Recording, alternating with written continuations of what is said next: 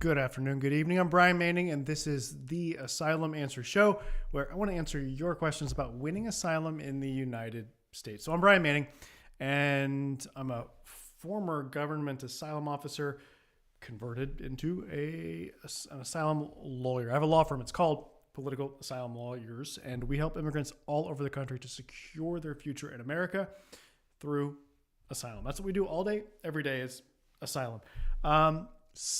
Good to see you. Say hello. Let me know where you're watching from. Hey, M. Kingsley, glad to have you here. Mac, thanks for joining us. Vandu, we got TikTok. We've got YouTube, LinkedIn, Facebook. Hello. I'm Brian Manning, and this is the Asylum Answers Show. Let me know what questions you have about asylum. But first, say hello. I love it when you guys let me know where you're watching from. And if you want to tell me what country you're from as well, I love hearing that. We got Muhammad MK88 says hello from Dallas, the Big D in Texas. We got Silly Baloo says good evening and afternoon. Good evening, Silly Baloo on YouTube. Thanks for being here. Alpha Berry, hello. And Sophonius NH says hello from Denver. Nice. Who we got? Daniel. Glad you are here. Hello for everyone who just joined. I'm Brian Manning, and I'm an asylum lawyer. I used to be an asylum officer for the government, but now as an asylum lawyer, my law firm, we help immigrants all over the country to secure their future in America through asylum. All right. What questions do you have about winning asylum in the United States? So look, I'm going to get to your questions. Leave them in the comments. Go ahead and start leaving them. Badru says, hey, sir, thanks for helping out my friend in less than 4 months. That was quick. You're the best. Thank you, Badru. You're the best. Thank you for always coming on these lives on YouTube and saying nice things about our law firm. I appreciate that. Yeah, we helped Badru's friend to win asylum. They got the approval, I don't know, yesterday or maybe last Friday or something recently. And I want to say a few words related to that, to winning asylum cases, before I get to your questions. So look, I just want to offer a bit of encouragement, a bit of hope. I hope for those of you who are stressed out and really worried about everything that's going on. It is a hectic, crazy moment, especially for immigrants. Crazy and hectic doesn't go far enough. It's scary for most immigrants in the United States. A lot of them are scared about possibly being arrested, about possibly being deported, about their future. And it's a stressful time. I'm sorry if that's how you're feeling. I'm really sorry that you're in that position. I'm sorry that that's happening. I can only imagine how stressful that must be. But look, here's the thing. I'm going to answer let's see. Alpha Berry has this exact question on YouTube that I was about to address. He says, Alpha Berry says, is it possible to win asylum in this time? And that's what I wanted to say before I get to your questions. And the answer is yes. Look, we're winning cases. Okay. We are winning cases. Before I say this, let me give a caveat and tell you that past performance does not guarantee future results. So what we've done in the past or the results that we've achieved doesn't necessarily mean that we're going to have that kind of success in the future and doesn't guarantee anything. All right. But I do want to tell you that we're winning cases. In the last 7 days, we have received 8 approvals, 8 different cases. Now, I don't mean like a family of 5 plus a couple other people. No, I mean 8 different actual asylum cases in 7 days. We've received 8 approvals for 8 different cases in 7 days. All those from USCIS. Yes, we're still winning in the courts too, but just this last week we've had a barrage of positive decisions from the asylum office. Okay, it is possible to win asylum even now, even under Trump 2.0. It's possible. Look, it's hard. It's always been hard. It's always been hard. It's getting harder under Trump, and I do believe that it's only going to continue to get harder under Trump. I think that with every passing month and every year, especially of his administration, the approval rate is going to go down. We're seeing it go down. In the immigration courts, we have that data that shows us that it's going down under Trump already. They're not publishing data from USCIS, from the asylum offices, but I'm pretty sure it's going down too, which brings up an important point. If you've been waiting for multiple years for your asylum interview with USCIS, you should consider suing the government to force them to give you your interview now. I think in general, uh, the quicker that you get your interview such that you're able to present your case and make your claim, the better. All right. I think it's especially important right now in this moment where with Trump 2.0, I think it's only going to get harder and harder, exponentially quicker. With every passing month, I think the approval rate is going to go down. So if you've been waiting for several years, look, you should consider suing the government. We do this almost every day. That's exaggerating. We do this all the time. We've had a ton of success with suing the government. In fact, we filed, I think, like maybe 200 of these lawsuits, asylum delay lawsuits, in the last year and a half or 2 years, and we haven't lost a single one. Okay, we've had one where the person like stopped pursuing it, and one other one that, due to some circumstances, like didn't go to like finish out, but we haven't lost one. We've never had a judge rule against us and say, no, that you lose, and therefore you don't get the interview. The times the government has fought us so far, we've won. And most of the time the government doesn't fight us. Most of the time when we sue, the government, USCIS, says, you know what, actually, Brian, come to think of it, we don't really want to fight this one. So, if your client will agree to drop the case against us, we'll just give you the interview. And that's how we get the interview. Actually, we don't agree at that point to drop the case. We agree to pause it, but we don't agree to dismiss it, to drop it until our client has that decision in their hand. Okay. Once we get the decision, then we drop it. But look, it's a huge help to a lot of our clients who are just sick of waiting. They want to get certainty and confidence around their future. They want to move on with their lives, and they want to get this behind them, and they hire us to sue the government. So Lydia says, it's scary to sue the government at this time. They may just send ICE to deport you. Realistically, all not. You know what? Let's address this as a question. So that's an interesting point. I'm glad that you raised it. The question is this: is it safe to sue the government to force them to give you your asylum interview, or does doing that put you at risk of being arrested and deported with all that's going on right now? Look, I get your concern. It's completely reasonable to think that might be something that should keep you from suing the government to force them to give you your asylum interview. But the answer is no, I'm not worried about that at all. We're talking about people that have been here for several years in the United States, about them suing to force their interview, or if they've already had the interview, to force their decision if they're waiting on that. And in those cases where the person's been here for several years, the risk of getting deported, of getting arrested by ICE is very, very, very low. If you don't have like a criminal history and certain other factors present.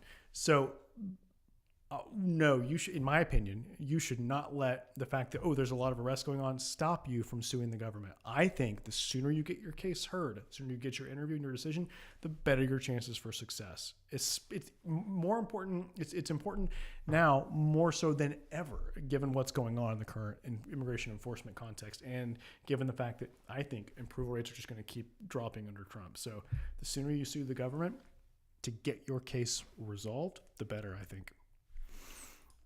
If you want to talk with us about that, I hope you'll go to winasylum.com. You can schedule a consultation. If you want to talk with one of our asylum professionals to see if we think we're in a position to help you, go to this website, winasylum.com. That's winasylum.com. Again, winasylum.com to schedule an asylum strategy session with one of our asylum professionals. Let me just wrap up what I was saying, which is, look, we're winning cases. Despite the madness that's going on. So I want you to have hope, okay? If you have a real case, you legitimately fear being harmed in your country, and you do things well in your case in terms of building your case, both like in writing and on paper, but also, and more importantly, in the way that you prepare for the case, prepare for your interview, then you can still win. It's hard. The approval rates they're low, and I think they're just going to get lower, but it's still possible to win. We're still winning cases. I said earlier, we've got 8 approvals in 7 days over the last week. So it's possible. It's happening. Okay. So don't lose hope. Keep hope. Keep the faith. All right. Let's go to the questions. we have, I'm going to start, I already started on YouTube, but let's go back to YouTube. We got, say hello, by the way. Let me know where you're watching from. We got Gâteau au chocolat. Sorry, I don't speak French. I wish I did. Says, hi, Brian, watching from LA. Alpha Berries in California. Clara Muñaca says hi. We've got Amarjit Singh says hello from Washington. Nice. Thanks to all of you for being here. We've got Gaetan Bravo Alexander says, hola, abogado. Bendiciones y gracias por ayudarnos. De nada. Tenemos un canal en español. Asilo Aprobado se llama. Asilo Aprobado. Badru, I highlighted this earlier. It says, thanks for helping his friend win asylum. Our pleasure. Our pleasure. We've got Eric who says, hello, sir. The best lawyer, Eric from Tucson, Arizona. Why do you say that, Eric? Why? Thank you. Thank you for saying that. But I'm curious, Eric, what makes you say that? Thank you, Eric, for being here, for joining. And I hope you're doing well. It's good to see you on here. Hello, Race One and Forever. Mohammed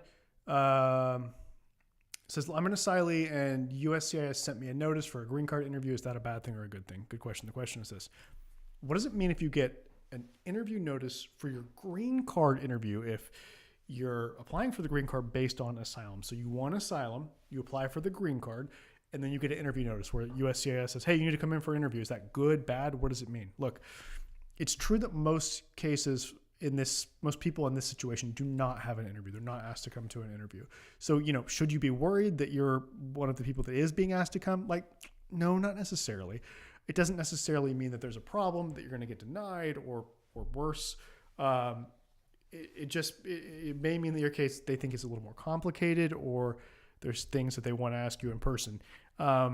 So don't freak out. But it is best if you have a lawyer help you with this, to talk you through, to prepare, and to represent you during it, I think would be ideal. But look, it doesn't mean you're necessarily going to lose or anything bad is going to happen. Okay. Thanks for asking the question. We've got,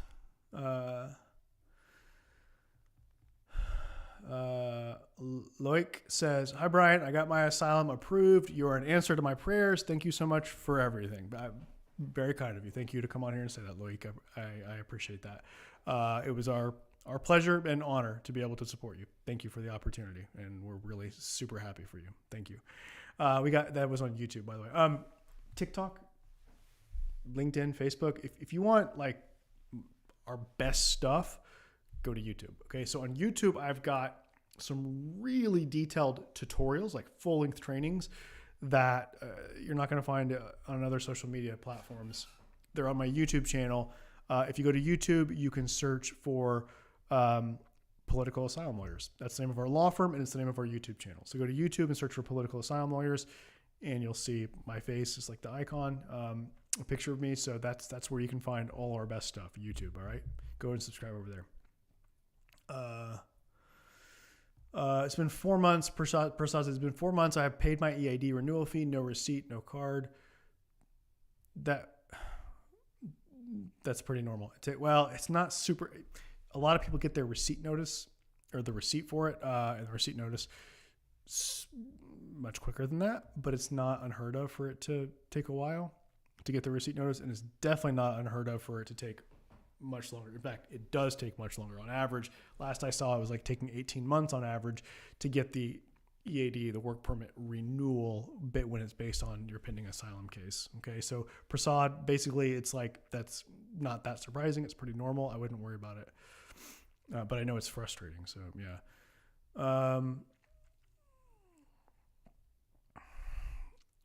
Chris says, I was wondering if affirmative pending asylum applicants are detainable if they have no criminal background, never being referred to court, or ever having NTA or removal order. Good question.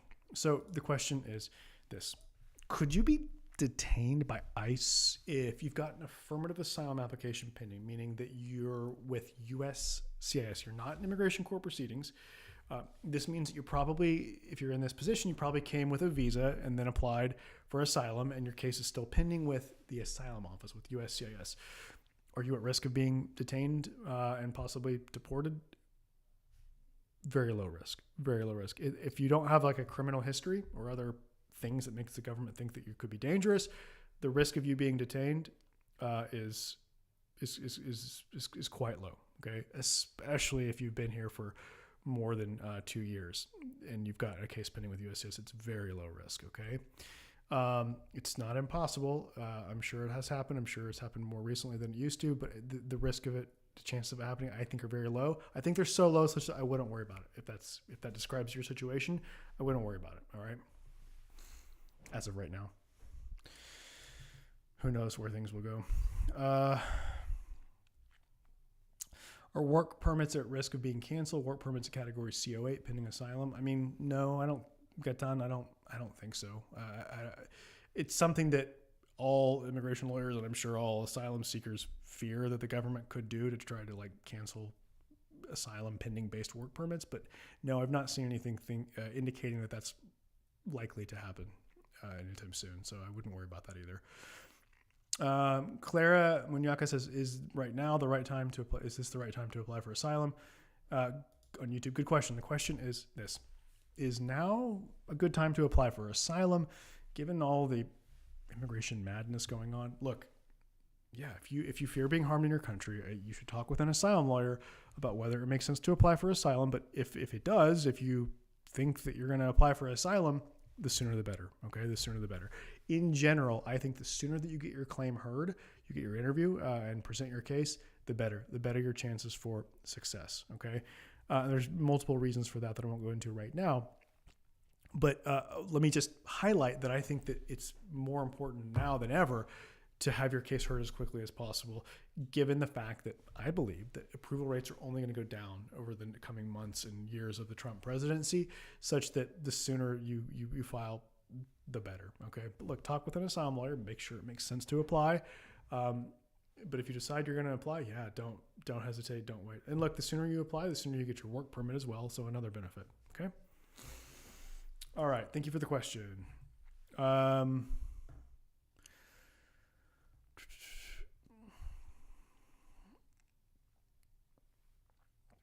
So we've got a question on YouTube from RC1 in Forever. It says, are the dependents asked in the asylum interview if they were present during the events? Good question. So the question is this: if you've got dependents included in your asylum case, like a spouse and children, and they're with you for your interview because they're included in your case, so they have to go, right? Are they going to be asked about your case, like asked about maybe incidents that you're talking about that they were there for, that they have knowledge about?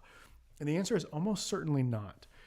The asylum officers almost never ask substantive questions to family members. They have to ask them what are called like security questions, like, are you a terrorist? Have you ever hurt someone?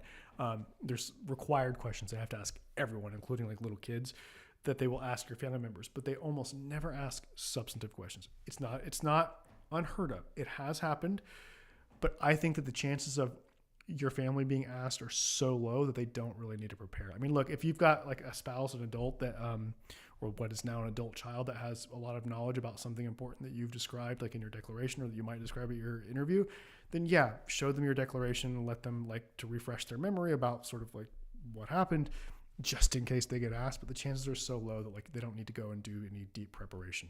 Okay. All right. San Francisco in the house, says Artwell. Nice.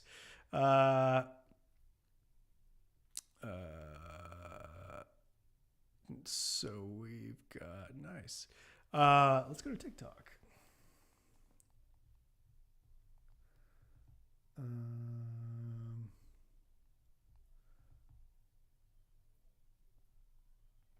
Okay, nice. Hello. How are you? Will the government, John says, will the government be mad and deny if I sue? Good question. The question is this: will suing the government to force them to finally give you your stalled, delayed asylum interview, will doing that make them mad at you? Could it cause them to deny your case because you dared to sue the mighty U.S. government? Well, look, it's a completely valid concern. I understand where you're coming from in thinking that this could be a problem.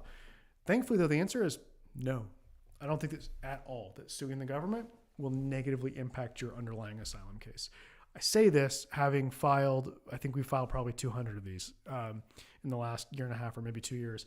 And I have never, ever thought in any of those cases that the fact that we sued caused like a negative decision or negative treatment of our client. We've never gotten that sense from the officer. I've not seen any kind of correlation between, cases that we sue have higher denial rates, nothing like that. There's a chance the officer who does the interview won't even know that you sued to get your interview. When I was an officer with USCIS, we didn't even know that the person appearing before us had sued to get the interview. And if they do know, they probably don't care. It's just not that big of a deal in their eyes. It's just, in the US, United States, we sue all the time. We're a very litigious society. We love to sue. It's just not a big deal for us, okay? And even if they knew and they didn't like the fact that you sued, they can't use that against you. When they want to make a negative decision, they have to justify it in writing to their supervisor. And that is not one of the reasons they can give as part of their justification for the negative decision. It's just not a negative factor they can use against you. So don't worry about it. Okay? Don't worry about it. Yeah, really. I do not worry at all for our clients about any potential negative impact on the underlying asylum case due to the fact that we have sued the government. Okay? Silly Blue says, I filled out the asylum application form 9 years ago, and at that time my English wasn't good, and I used a translator, made some mistakes. Does it affect my interview? So, good question. The question is this. What if you've got some mistakes in your asylum application form? Is that going to hurt you when it's time for your interview and your decision? No, look, it's super common. Pretty much every single case at the interview, the officer will end up making edits or updates to your asylum application form because things change, information changes, and mistakes happen. So at the interview, they're going to go through with you almost every single line on your application form and say, is this still correct? Or is this still the case? And that's your opportunity to tell them, oh, officer, there was a mistake here. It says 2004, but really it was 2005. Or this word was not translated properly. It should say this. You do need to tell them that, because if you don't tell them about these changes or the errors during that session where you're going over the application form, you don't say anything. But then once you get into the question and answers after that, then it's a problem. Then it's a problem if you didn't correct it earlier. It can come back to hurt you. It can look like an inconsistency and can be used against you. So you got to address it. Look, you can address it ahead of time. If you have a lawyer, I would recommend your lawyer submit an updated asylum application form for you. Should you do that on your own if you don't have a lawyer? Probably not. I think it's probably not worth trying to do that. But you do need to address these matters, these issues, during the review of the I-589 during the interview. Okay? Hope that helps. Look, if you want to talk with us, we would love to hear from you about, what's going on. We want to talk with you, see what your situation is, see if we think that we're in a position to help you. If you want to do that, we should set up a time for you to talk with one of our asylum professionals in what's called an asylum strategy session, where one of our asylum professionals is going to get to know you, get to know your case, and tell you what your options are, tell you if we think we can help you. And if so, we're going to explain in detail exactly what we were going to do. We're going to explain to you what we call our asylum action plan, because you see, we actually have a plan. We actually have a strategy for helping our clients to present the strongest case possible. If you call around and talk to different immigration lawyers, most of them will, if you ask them, well, what are you going to do? Tell me concretely what you're going to do in my case to help me win. They'll say, well, don't worry about it. We'll do some paperwork and we'll meet before the interview and we'll talk for a couple minutes about what to expect. It'll be fine. Don't worry about it. They don't have a plan. They don't have a strategy. We have a plan. It's called our asylum action plan. It consists of 3 steps. And it's something that we've crafted and honed and tweaked. It's based on my experience as a former government asylum officer. But we've been tweaking it ever since in light of, changes in the law, changes in the way the asylum office operates. So it's something that we're really proud of, and we think it's really helping contribute to our success rates. The fact that we actually have a plan, a strategy for pursuing these cases, and we actually execute against that plan. So look, if you want to talk with us, schedule a consultation, go to winasylum.com, WINASYLUM.com, or you can call the number 713-909-0401. That's 713-909-0401. And those of you on YouTube and LinkedIn and Facebook, you're going to see on the screen, this is what it looks like if you go to winasylum.com, WINASYLUM.com. That's what it looks like on your mobile if you just want to schedule the consultation with us real quick. It's super easy. It takes like a minute or two to fill a couple questions, answer a couple questions, fill it out, and boom, you can get set up with one of our asylum professionals. I think we have availability in the coming days. I should have checked this before I got on. The spots can fill up really quickly. Sometimes we have long waits. If there's availability now, I encourage you to jump on it and seize it, because if you wait a couple days, it might be the case that, oh, we don't have any availability for another week, or sometimes it's even 2 weeks or longer. Okay, so do it now. Go to winasylum.com. All right. All right. Raphael says, this is an interesting question. He says, I entered the United States in December 2017. The court case was dismissed in December 2023. We filed the I-589 in January 2024. It's still interview pending. Should I still do mandamus? I assume, Raphael, did you apply for asylum originally in court in 2017 or 2018, something like that? So look, the question, let me address it like this. The question is this. What if your case gets dismissed from immigration court and you apply for asylum with USCIS?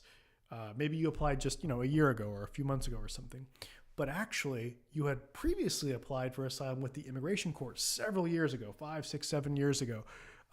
Can you sue the government in a mandamus lawsuit based on the fact that, you originally filed with the court 6, 7, 8 years ago, but the new application with USCIS has only been pending like a year or so, which, under that circumstance, you would not have a good chance with success at mandamus, right? Because you got to wait for several years.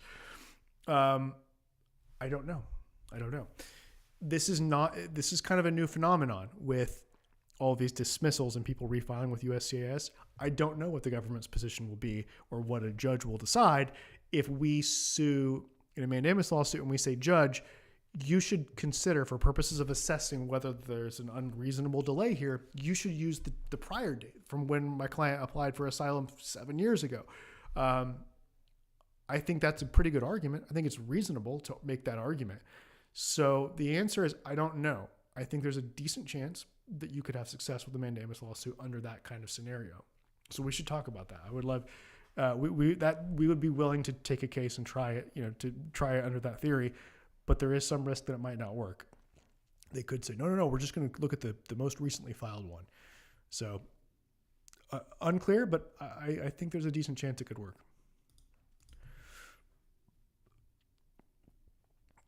All right. Opana says, what's the difference when your decision is pending versus your application is pending after your interview? Well, after your interview, it shouldn't say your application is pending. It should always, after the interview, go to your decision is pending.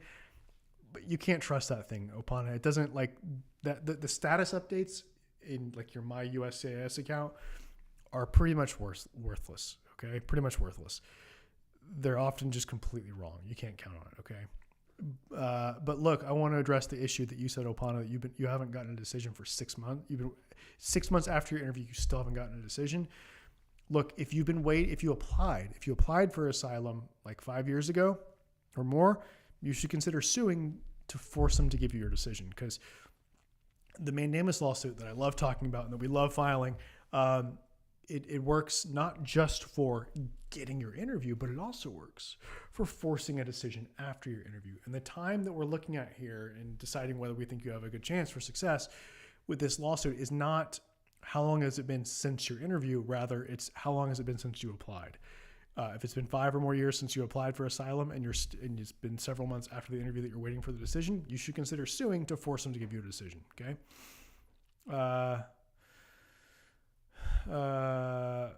Mohammed says, my friend has his asylum interview after 4 days. What's your advice to him? He's going with a lawyer. Thank you so much, Mr. Brian. You're welcome. Well, I hope his lawyer is doing a full-scale mock interview with him to prepare him. If it's my law firm, if that's what you mean, if it's my law firm, then yes, your friend will get a full-scale mock interview. Look, with our clients, we do a practice session, a 2-hour-long practice session that is pretty much exactly like what you're going to experience on the day of the real interview. We want to put you through everything from beginning to end of the interview so that you know exactly what it feels like to be in this position. Because look, it's hard. It's harder than you expect. But with this experience of having done the full-scale practice interview, you can go into the real interview comfortable and confident, feeling like you've been there before, feeling like you've done that, knowing what it feels like, knowing what kind of questions you're going to get, what it feels like, what the different procedures are for the day. All of this is going to give you a lot of confidence on the day of the real interview. In fact, I would tell you that our clients tell us that this aspect of our representation, the mock interview, was the key to their success. The most important thing that they felt like gave them really the edge, gave them the best chance and helped them win their case is this mock interview that we do. We do a 2-hour mock interview, And then a day or 2 or 3 later, we do what we call a debrief session of like 30 minutes where we give feedback and we say, hey, when you said this one certain answer, it was a little bit unclear. You might want to try restating that to try to be clearer, and just feedback about how to do better. And tips, all of our best tips. And this process, the mock interview and debrief session, is the most valuable thing that we offer. Okay. My pride wants me to say that, we're the genius legal briefs that we write are really the key for our clients' success, but it's really not true. It helps. I think it helps, but it's the preparation that's the most important. If you could only do one thing to really try to do to give yourself the best chance to win your case, what would it be? It's the preparation for the interview is the most important thing. Okay. And we offer that. We do it for all of our clients who hire us like from the beginning, or who hire us with enough time to actually do all the paperwork, the documents that we prefer to do. We do the mock interview, but we also do the mock interview for people that don't have time for us to be able to do all the actual paperwork that we would prefer to also do. Like if someone calls my office, if you have a consultation tomorrow and you're like, my interview is in 2 weeks. Unfortunately, we can't offer you sort of a full package of a full representation where we go through all your documents and we do a legal brief and we get new evidence and maybe do a new declaration or update yours.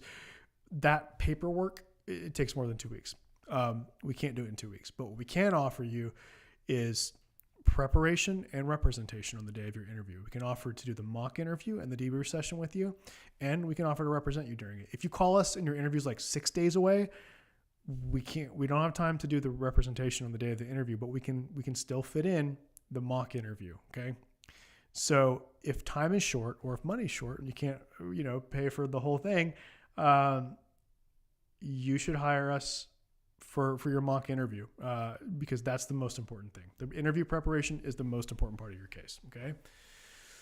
If you want to talk with us about that, go to winasylum.com, WINASYLUM.com, winasylum.com. Free Spirit USA says, but your fee is $14,000. It's too expensive.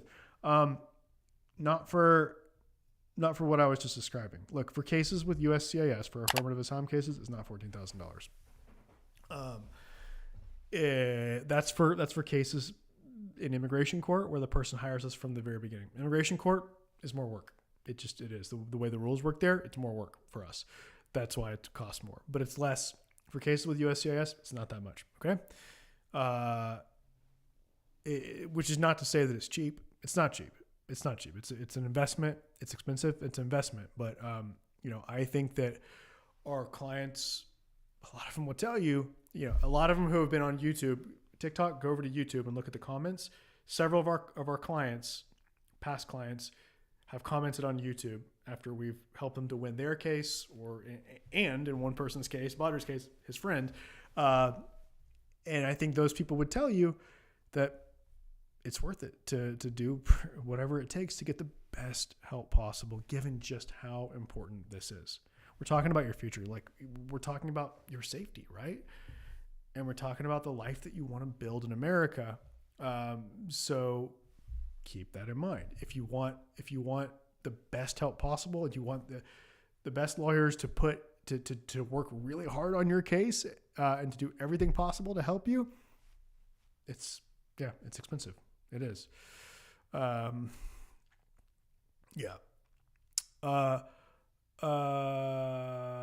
Mohammed, let me go back to your question about your friend who has the interview coming up. So I said the mock interview with us is the best thing in my opinion.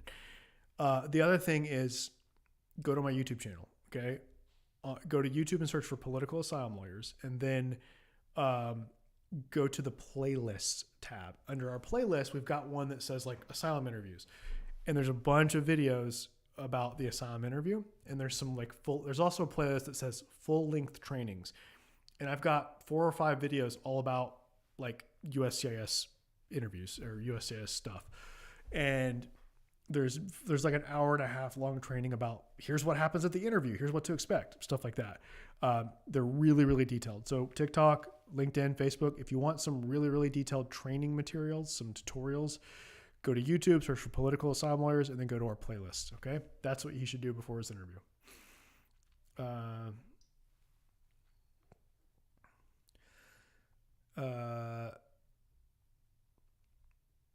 Ooh, Gato Chocolat says, my case was pending for 10 years. I got scheduled for an interview in August, but never got a notice, so I missed it. I asked to reschedule about a month ago, but they closed it. Still no notice.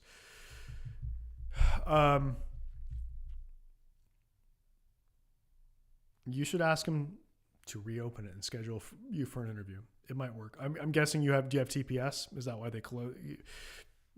I say that, I assume you have status right now because they closed it instead of referring your case to the immigration court. You should ask them to reopen it. They might do it. There's no guarantee, but you should explain that, you didn't get the notice and that you requested it to be reopened, or you requested a reschedule, but then for some reason they closed it. But be clear that, hey, I want to pursue my claim. I've not had an interview. Please let me pursue my claim. And if that doesn't work, if they don't do it, if they say no, or they just don't do it after multiple requests over a couple of months, you could apply again. You would need to send your application form to an office they have in Atlanta for where you have to send certain cases under certain circumstances, including if you've already had a case at USCIS. It's a little bit tricky, a little annoying, at least, unfortunately. But I would ask them to reopen it and to schedule the interview. And then if that doesn't work, I would try applying again. Okay. We got Abdul Basiru says, hello from Ohio. Hello. Thank you for being with us. Hi, Brian. I applied for asylum. Emil says, I applied for asylum 5 years ago. What are the chances of winning in Miami? My final court is in December, and I have 2 daughters with me. I have proof and fear to return. Look, let me address it like this, Emil. The question is this. How do you know whether you have a good chance to win your asylum case? Well, look, you got to meet all the requirements for asylum, which is a hard thing to do. And there's a lot of little things that can go wrong or that don't work in your favor that can ruin your case that you probably aren't even aware of because it's tricky stuff, right? Asylum law is complicated. It's impossible for me to just say, oh, yeah, you have a case in this certain court or this certain asylum office. Yeah, you have a good chance of winning. Or even knowing, oh, you're from this country and you're in that place. Yeah, you have a good chance, or no, you have a bad chance. No, it's not that easy. I would need to really analyze the specifics of your case, okay, to tell you whether I think you have at least some chance, or maybe a medium chance, or a good chance. We do that in the context of what we call an asylum strategy session, which you can schedule with us at winasylum.com. We want to talk. We want to see what's going on, learn about your case, get to know you, see if we think we can help you. And if we think we might be able to help you, we'll tell you how. We'll explain in detail exactly what we're going to do to give you the best possible chance of securing your future in America through asylum. All right.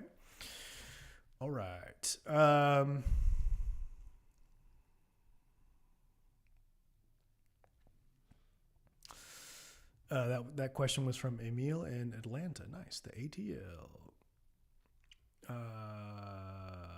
Nice. Kong Tet Hein says, I got my asylum interview in 6 weeks. Is it normal? I heard usually 2 weeks before the interview. So you got your asylum interview notice and it's like 6 weeks from the date that you got the notice. Is that what you're saying, Kwong? I assume. Are you from Myanmar, by the way? Burma? We've helped a lot of people from that country to win asylum. If your interview is in 6 weeks, we've still got time to do the full workup, the full thing of helping you with documents, doing a legal brief, getting additional evidence. There's a lot that we can still do with 6 weeks to help you. If you think you might need help, or if you want to give yourself the best chance to win, I believe that you can do that by reaching out to us. Is it normal? Sorry, I digress. Back to your question. Is it normal? Yeah. I mean, look, most people get the interview notice, like you said, 2 weeks before the interview, 2 or 3. But yeah, we've been seeing some 6 or 7 weeks. It's not super uncommon. I mean, it's not the most common, but it's not uncommon. It's not a problem. You're lucky. It's good that you have that much advance notice, because now you have time to hire a lawyer. So it's good and to prepare. Gaitan says, do you take cases docketed in Philadelphia court? Yeah, we do. We should talk about it, Gaitan. Déjanos hablar. puede consultar la cita en otro sitio web, asyloahora.com. Otra vez, asyloahora.com. Okay.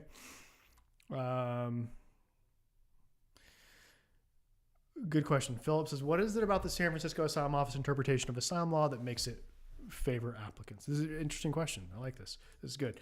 The question is this. What is it about San Francisco that leads to such a high approval rate for asylum seekers? So San Francisco, both the asylum office and the immigration court usually have the highest or second or third highest approval rates in the country pretty much every year. And the question is why? Is it the way the law is interpreted there is different or something else? So look, the federal courts that control that sort of part of the country do view the law in a way that's a little bit more favorable to asylum seekers. But it's not a huge deal, honestly, and it does not make a big difference. It doesn't make a difference even at all, I would say, in most cases. That difference, the difference in interpretation of the law. What's different is the people. The judges and the asylum officers who live in California, live in San Francisco, tend to be more liberal, more progressive, more pro-immigrant, immigrant-friendly. That's the difference. It's a cultural difference much more than a legal interpretation or difference in the law difference, okay?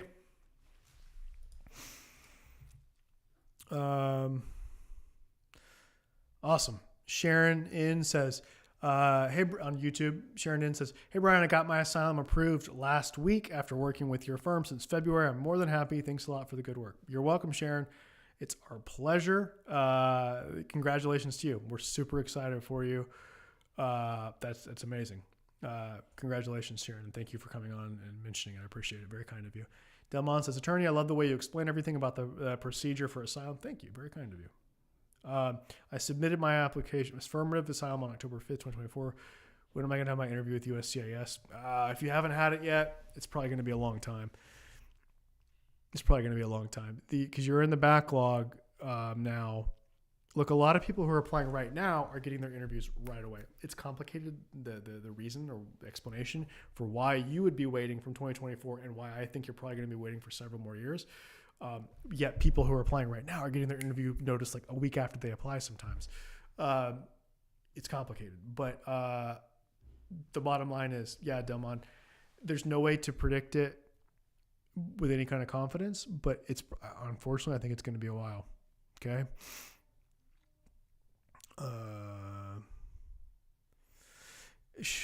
Can I apply for let's see, what options do I have? Waiting for my pending affirmative interview since June of 2022. I was initially at Miami and I transferred to Los Angeles in 2023.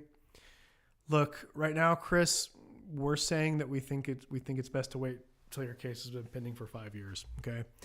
The fact that you moved and it led to a transfer of asylum offices during that time doesn't matter.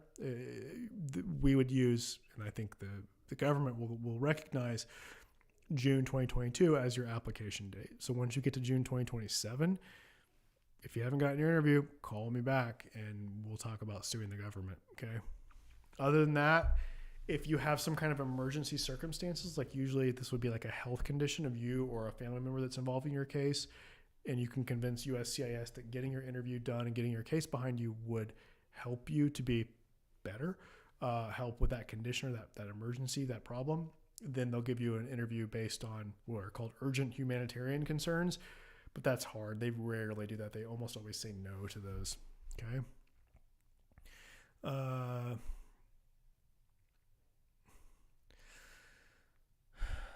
Okay. Amar says, I got referred to immigration court after an interview with a USCIS officer. Can my lawyers see what the reason was for them not to approve it? Yeah, this is a good question. This is interesting. The question is this. If you get a negative decision from the asylum office and your case is sent to immigration court, do you get something explaining the reasoning, explaining why they denied you and sent your case to court? Look, not really. You get what's called a referral notice. It's a letter that says, we could not approve you for the following reasons, but it's super generic and super vague. I mean, if it's a 1-year filing deadline issue, like you didn't file in time and you didn't establish the existence of an exception to the 1-year filing deadline rule, it will tell you that's what caused them to deny you. But usually if it's not something very specific like that, it's just sort of more general. It's just very vague. It just says, you did not establish past persecution on account of protected ground. You also did not establish that you have a well-founded fear of future persecution on account of protected ground. Therefore, you're not eligible for asylum. So it's super vague. However, if you do a FOIA request, you will get the officer's notes. Remember during your interview, they were typing like the whole time. You get those notes that they took of like what they asked you and what you said. And that might help you to seeing those questions. It might help you to understand what they were really interested in. You also get a decision that explains in more detail their reasoning, but usually it's redacted. It's like blacked out where you can't actually read the parts where they explain their reasoning in detail for why they're denying you. So the short answer is no, you're probably never going to actually get the real reasoning for why they did not approve you at the asylum office, unfortunately. Okay.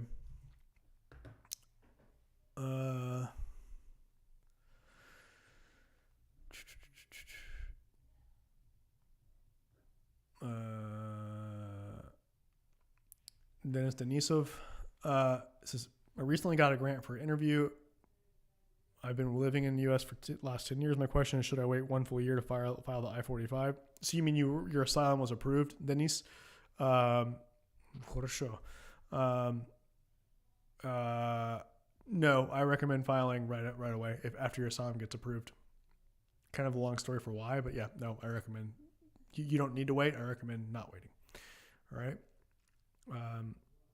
Katie Chung says, what's the wait to get a hearing in New York and LA if someone files now?